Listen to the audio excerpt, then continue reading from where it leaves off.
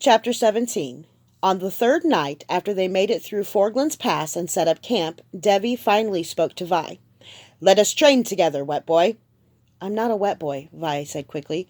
"You were Hugh Gibbett's apprentice." Vi's mouth dried up. Yes, the very name brought back ugly memories. Devi drew a pair of sighs. "The Night Angel did kill him." "I know. I couldn't be happier." Vi wished she'd had the guts to do it herself. The smile faded into puzzlement. "You seek no vengeance?" "I fucked men for smaller favors.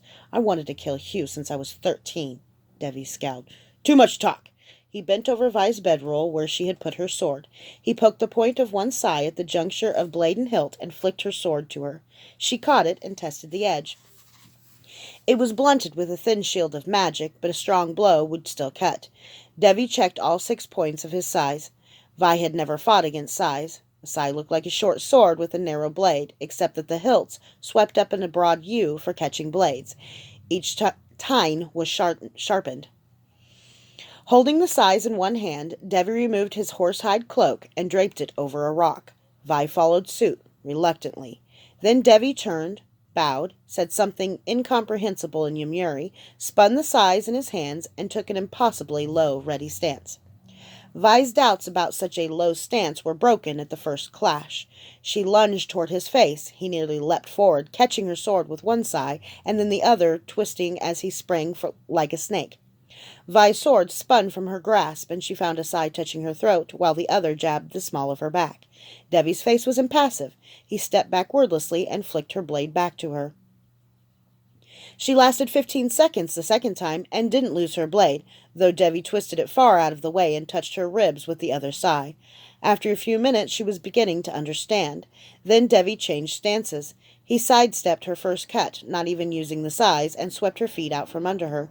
She pulled herself out of the mud and found him grinning. Hugh Gibbet had leered at her sometimes and mocked her often, but Devi's grin was innocent. It suggested that if she could see herself, she'd laugh too. Suddenly she was crying, hot tears spilling down her cheeks. Devi gave her the look she deserved, utter bewilderment. She laughed at the ridiculousness of it, rubbing her tears away. "Hugh shit on everything, Devi. Every time he trained me, it was all mockery and bruises and humiliation. For fuck's sake, this is actually fun. And I'm learning so much more from you. You're better than he ever was. No wonder you kick ass." "Asses I have kicked," Devi said, "though finding them less sensitive than other places."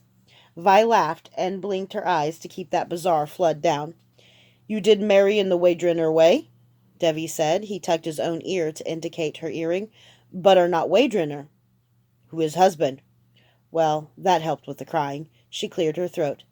"Kyler Stern. Sort of." Devi's eyebrows raised. "It's, complicated?" He shrugged and drew a sword. He touched the edge to make sure it was shielded, and they began sparring again. Vi sank into it, releasing her worries about the life she was fleeing from and the life she was fleeing to, even as she lost time and again, feeling the dull poke of Devi's sword. For the first time she had the sense that fighting was something she was really good at. When she countered a move that had caught her before, Devi might barely nod, but it was as good as effusive praise. Devi shifted fighting styles no less than 6 times, and Vi sensed that he knew quite a few more. But the last one felt familiar. Vi had sunk so deep into her own body that she barely noticed that she'd spoken until she saw Devi miss a step.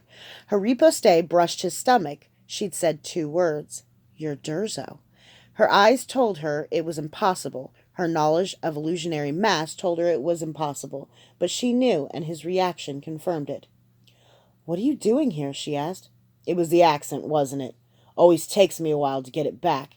You got some Yamuri uncle or something?" Devi said, his voice abruptly Cenarian. "You fight like Kyler." "What are you doing here?"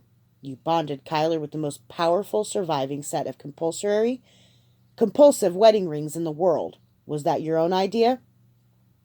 "The God King put a compulsion on me. Sister Ariel said ringing was the only way to break it."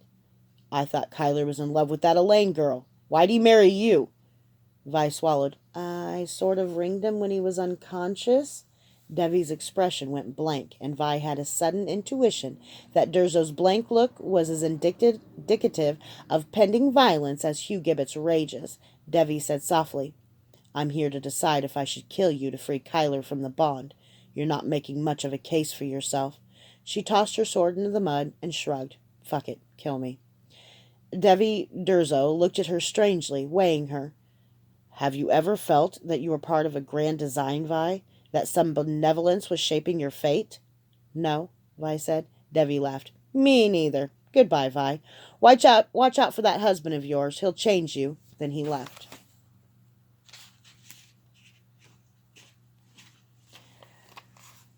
Solon Tofusen stood on deck of the Modini merchant ship as the Modini merchant ship lumbered toward Hokai Harbor. It had been 12 years since he'd been to the Sethi capital, the city he had once called home. The sight of the two great chain towers guarding the entrance to the harbor, shining white in the autumn sun, filled his heart to bursting. As they passed between the towers, as always, his appreciation of the seemingly delicate towers became awe. Built during the height of the Sethi Empire, the chain towers stood on narrow peninsulas. The base of each tower abutted the ocean, so the chain couldn't be attacked without taking the tower. The chains themselves lay under water except during maintenance and war. Then the great teams of Royal Arocs would winch the chains apart until they were at or barely below waterline at high tide and 5 to 8 feet above at low tide. During a battle, the Arocs would turn the chains. A single blade shaped like a shark tooth was attached to each link. Because of the half twist in the chain at each axle, a ship pressing against the mighty chains would find half the teeth chewing through the hull in each direction. It made the entire chain a saw that had destroyed more than one fleet and deterred many more. Above the sparkling blue waters, God, Solon thought, the bay was a color to shamed sapphires. Hokai rose out on its 3 hills. Above the ubiquitous docks, already filling with wintering ships, the great city rose in thousands of whitewashed walls with red tile roofs. After the ugly hodgepodge of Cenarian architecture, it was a relief. But the most beautiful sight of all, magnificent white cliff castle reigning over the highest hill, filled Solon not only with awe, but something akin to terror. Kaede, my love, do you hate me still? After Kali and her soul-sworn had massacred everyone at Screaming Winds, Solon had had nothing to do. His friend Fear had left days before they knew of the danger.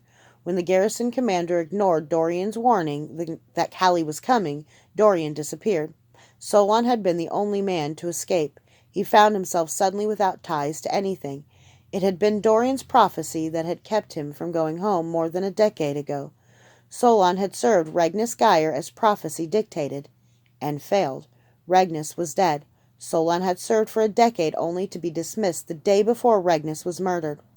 Kaede was the Sethi Empress now.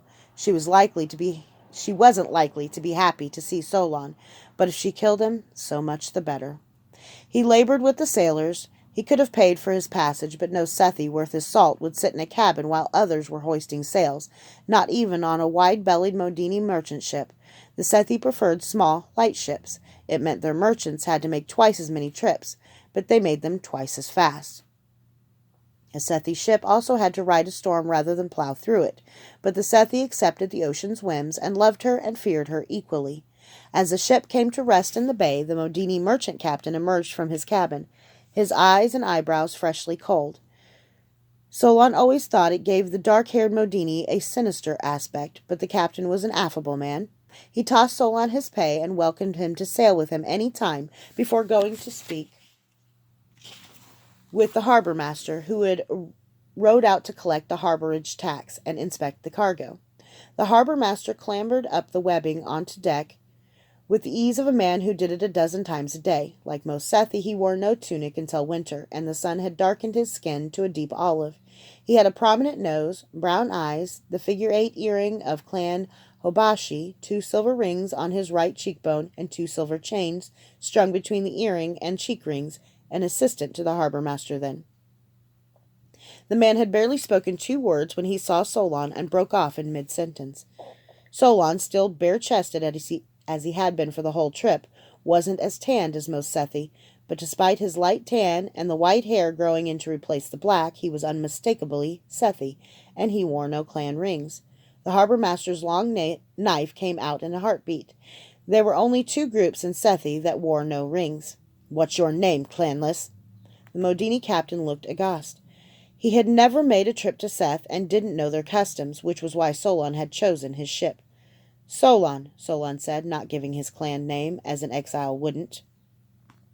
The harbor master grabbed Solon's chin and looked closely at his cheeks and ears, first on one side and then the other, frustrated. His eyebrows tightened in confusion. Not only were there no scars where the clan rings had been torn out, but there were no scars from where the rings had been put in. "Rosh Kador Sethi," he demanded. "Are you not Sethi?" "Sethi Kodai," Solon acknowledged, his old Sethi dictation perfect. The harbor master released Solon's face as if it burned. "What was your name?" "Solon Awarn Tofusan." One of the Modini sailors cursed. The harbor master's tanned face turned green. He noticed that his long knife was still out and tucked it away as if it were scalding. "I think you'd better come with me, your lordship." "What's going on?" the captain asked. Neither Solon nor the harbor master answered. Solon clambered into the rowboat with the harbor master. The sailor who'd cursed said, "The Tofusans reigned for 500 years. "Not exactly. It was 477. "Reigned? They don't any more?" the captain asked, his voice strangled. Hopping into the rowboat, Solon couldn't help but smile. "No, Captain. The last one died 10 years ago. If this one really is a Tofusan, there'll be all sorts of hell to pay. That, on the other hand, is dead on."